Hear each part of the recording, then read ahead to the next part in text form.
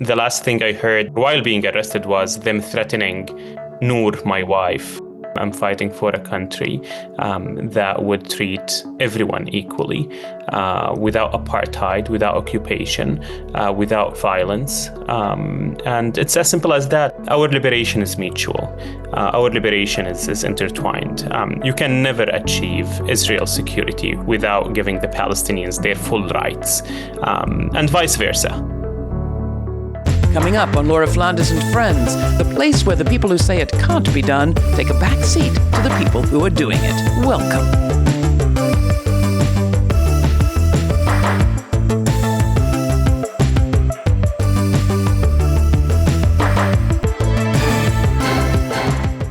Perhaps you've heard of the Palestine Exception. That's the idea that all sorts of behaviors and speech that are acceptable in other contexts are selectively denied and punished when it comes to advocacy around Palestine. Well, what if the treatment of Palestinians wasn't an exception, but rather a stress test, a test of our tolerance as a nation and as a people for cruelty and the consolidation of authoritarian rule? Go down the list that we have heard from every fascism scholar we've had on this program, and what do they say authoritarians do?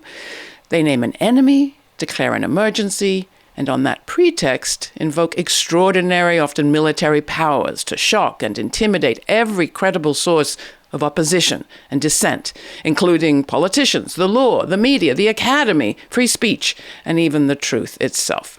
Our guest today has seen every one of those steps up close. A negotiator for the massive pro-Palestine student protests on Columbia University's campus in 2024, Mahmoud Khalil was arrested without a warrant by unidentified men in March.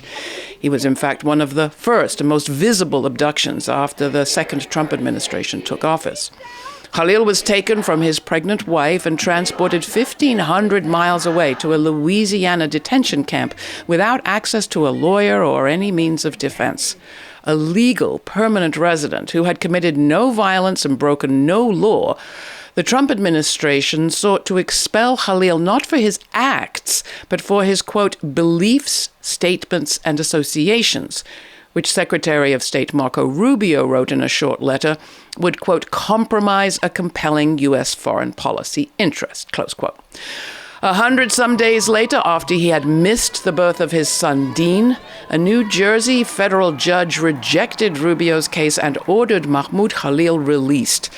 But this September, the administration came back, now citing errors on his green card application, and ordered Khalil to be deported, possibly to Algeria or Syria, where his life would be under threat. He has until the end of October to appeal.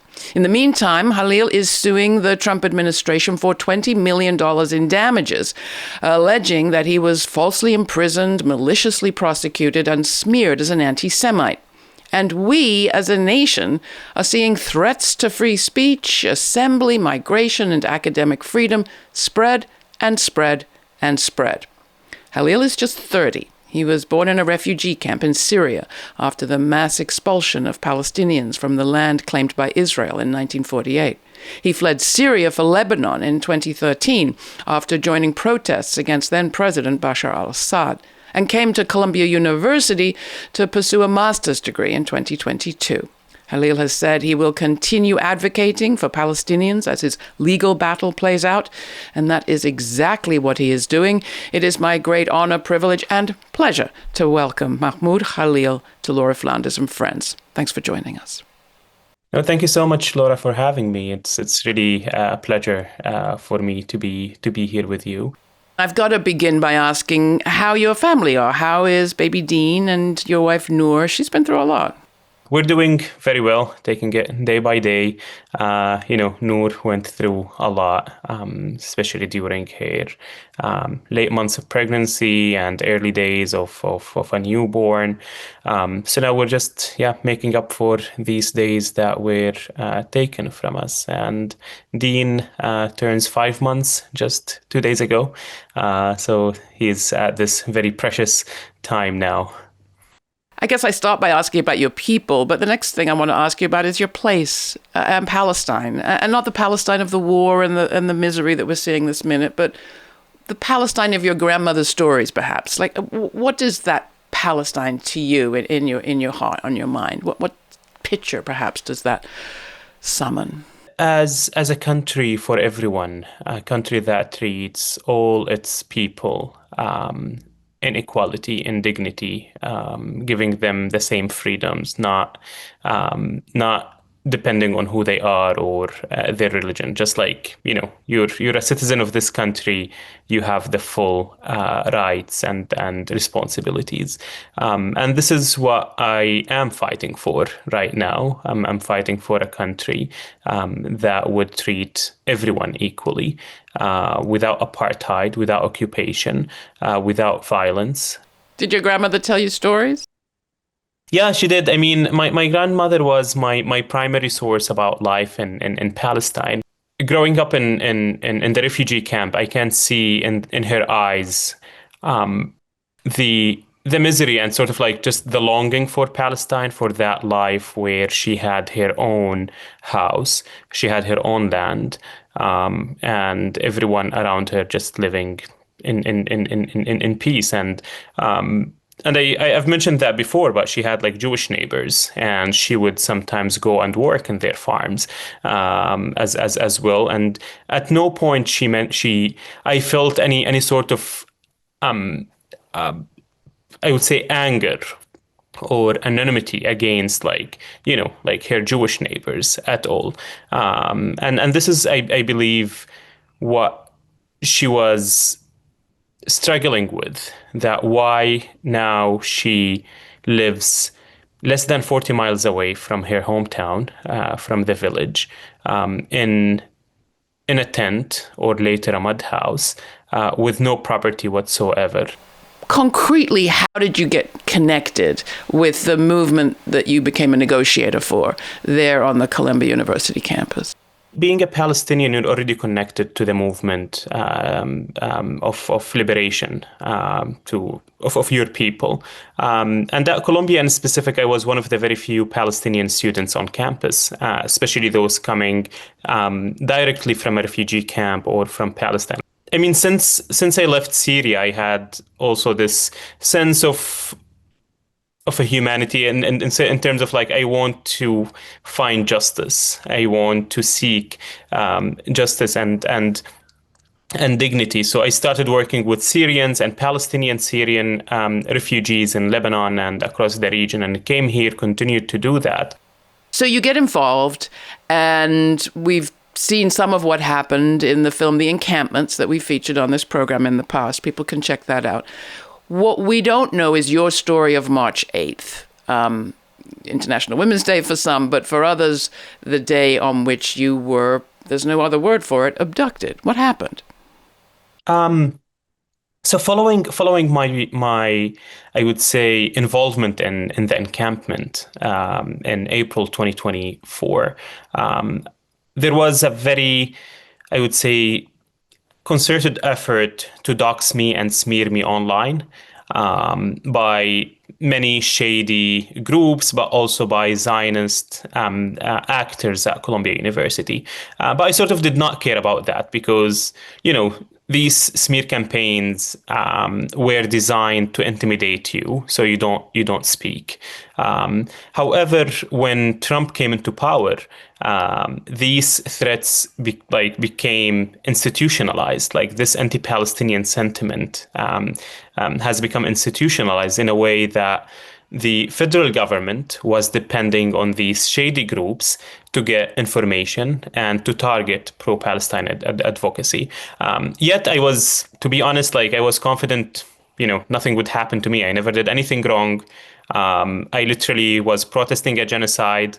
I was in my university protesting against the use of my tuition dollars to be invested in Israel. So there's nothing wrong about that. And then March 8 comes. I was on my way back from a dinner, an Iftar dinner with my wife, and it was a Saturday night. So, we're looking forward to just go home, have a cup of tea. Noor was 8 months pregnant at that time.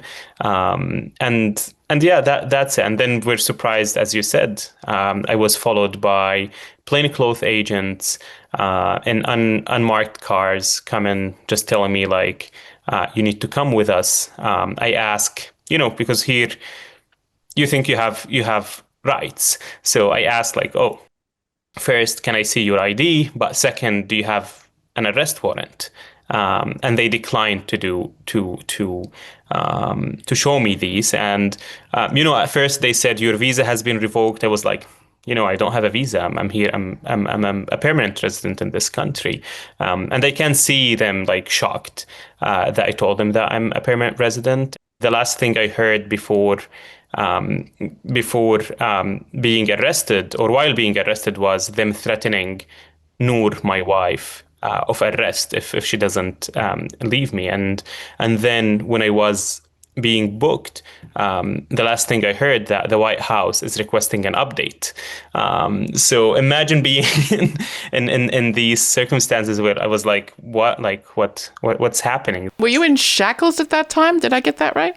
Yes. So I was in shackles basically during these like first 30 hours for most of the time when being transported from one place to another. And any call to a lawyer, any call to anybody? Nothing, despite my repeated requests to call a lawyer, to call my wife. I did and which is like the bare minimum. Like as someone, I studied public administration and public policy, so I understand the law very, very well to a good degree at least.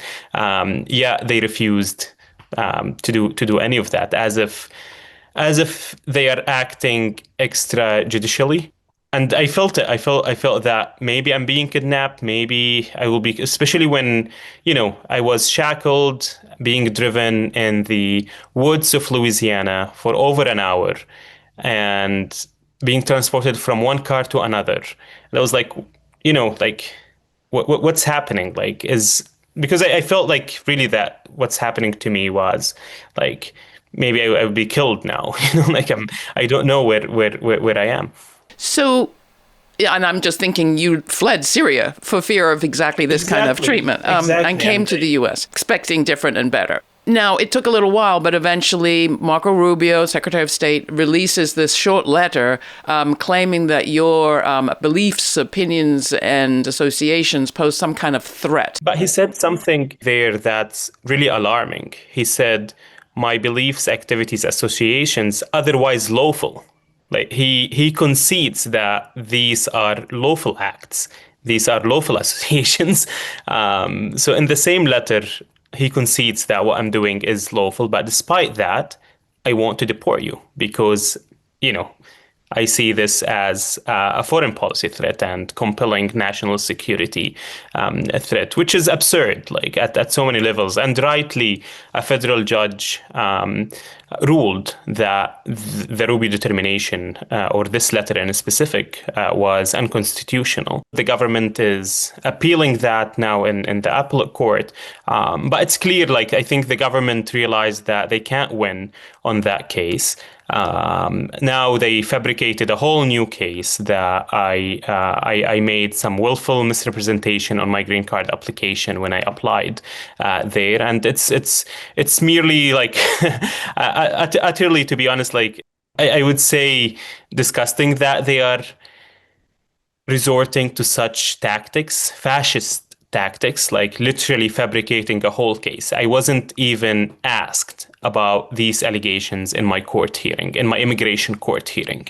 And this is something I believe the American public does not know very well, is that immigration courts are not actual courts, are not Article 3 courts or independent, I would say.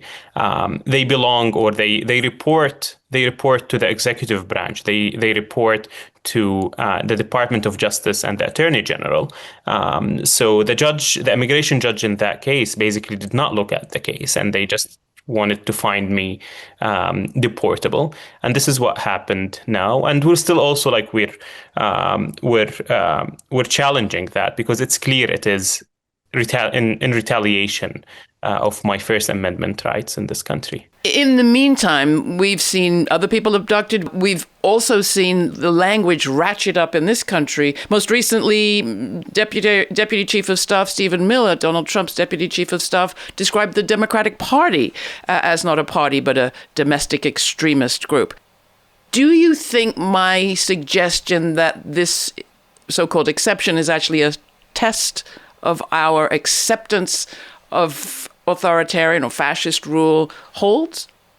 The administration was not trying to hide any of that. They said that my case would be used as a blueprint, as a test case, to go after everyone who they don't like their speech. And this is happening now, whether it is with Jimmy Kimmel or any of that. This has been happening to Palestinians and to pro-Palestine speech in this country for a number of years. And as you said rightly in your introduction, this government thrives on division. And this is why the Trump administration are using like Palestine. They are using like the pretext of anti-Semitism and combating anti-Semitism to go after us, because they know that this is the weakness of the Democratic Party.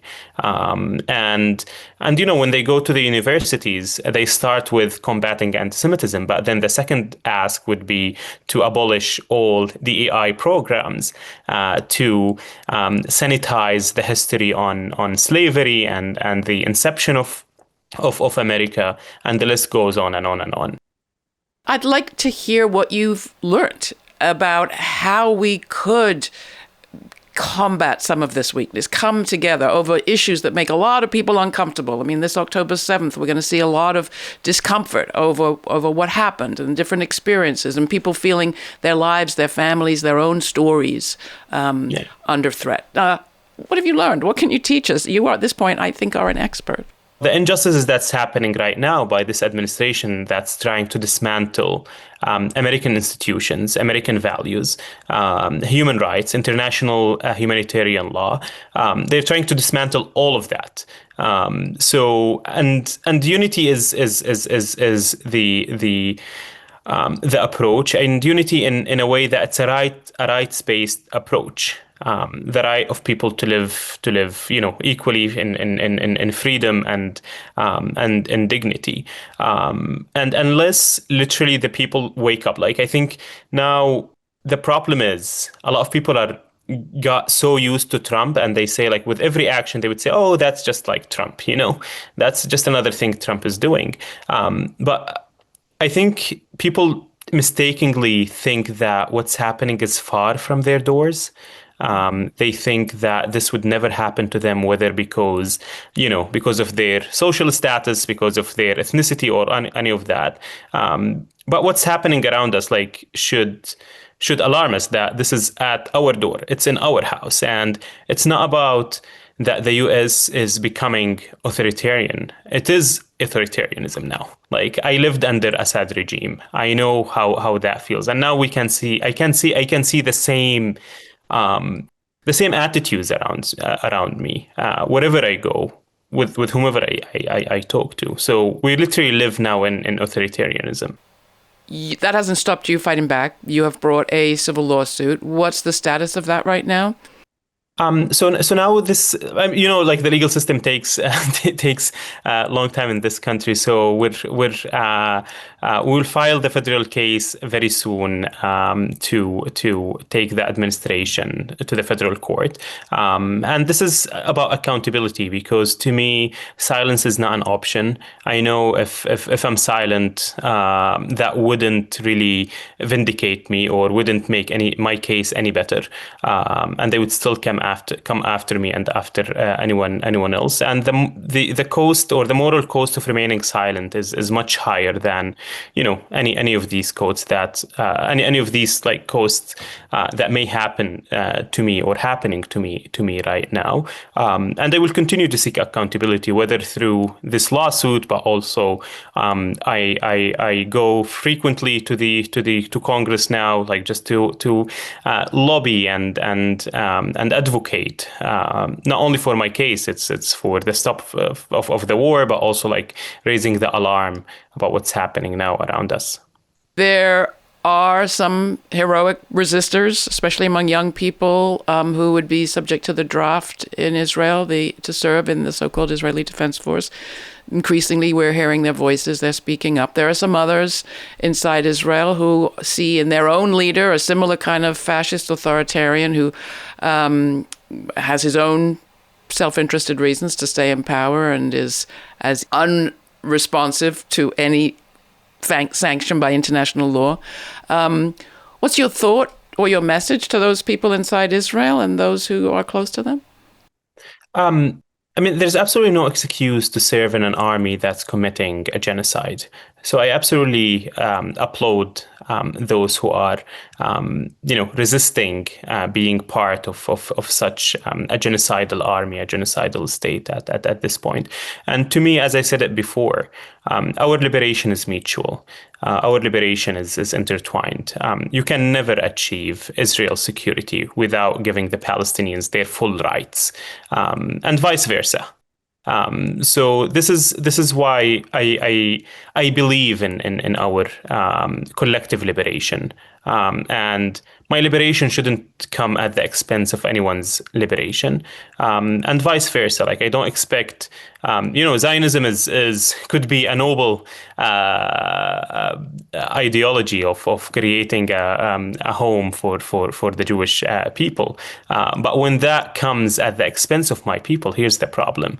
So similarly, I want to be able to realize my self-determination, respect others' self-determination, and just live in dignity, freedom, and justice, prosperity.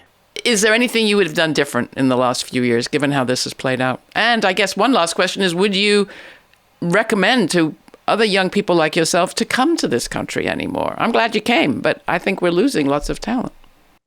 So answering your first question, you can always communicate better. You can always done things differently. But the core thing, which is opposing a genocide and advocating for the right of your people to be free, I wouldn't have changed that. And once again, I didn't do anything wrong. I didn't do anything immoral or unlawful.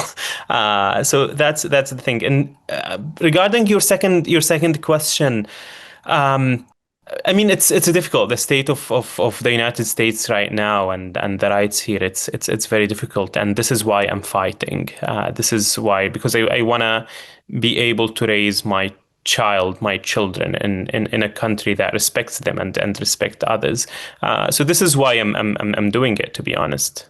I'm very hopeful in the new generation, who's seeing, this genocide unfolding in front of their eyes and refusing to remain silent, despite all the opposition, despite all the repression against them. Like the students at Columbia, 17, 18, 19 years old, who are risking their degrees, their futures, everything to speak out for the truth, to speak out for human rights. That's what keeps me hopeful and what's actually now keeps me fighting. Do you see a path to that future? What do we do? There's absolutely a path, and when there's a will, there's a way. I absolutely believe in that, despite how this administration and the establishment, those in power, want us to think that we are useless, we are hopeless, and we don't have a chance. No, I absolutely believe we do have. That's why we need to keep fighting. Keep up the great work. Thank you. Thank you so much, Laura, for having me and for having this space.